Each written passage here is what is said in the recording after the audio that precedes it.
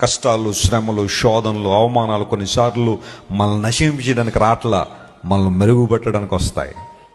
మనల్ని ఇంకా ఇంకా ఏం చేయడానికి, ప్రజ్వలింపజేయడానికి వస్తాయి. క్రైస్తవుని యొక్క పర్సెప్షన్ అలాగే ఉండాలా.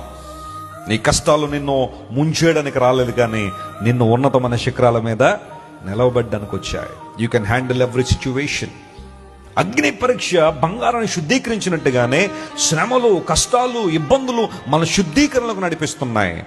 ఆ సమయంలో మనం చూపించే సహనం, ఆ సమయంలో మనం దేవుని వైపు కనిపెట్టే విధానానికి మెప్పు ఎవరిస్తారంటే ప్రభువు ప్రత్యక్షమైనప్పుడు మనకు మెప్పు ఉంది.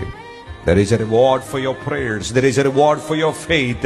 There is a reward for your hard work. There is a reward for your consistency in the Lord. దేవునిలో నీకున్న భక్తికి, నీవు చేస్తున్న ప్రార్థనలకు, నీ సమర్పణకు, దేవుని యందు నువ్వు చూపిస్తున్న విశ్వాసానికి రివార్డు ఉంది. ఆ మెప్పు తీసుకురావడానికే యేసయ్య సిద్ధంగా ఉన్నాడు. హల్లెలూయా.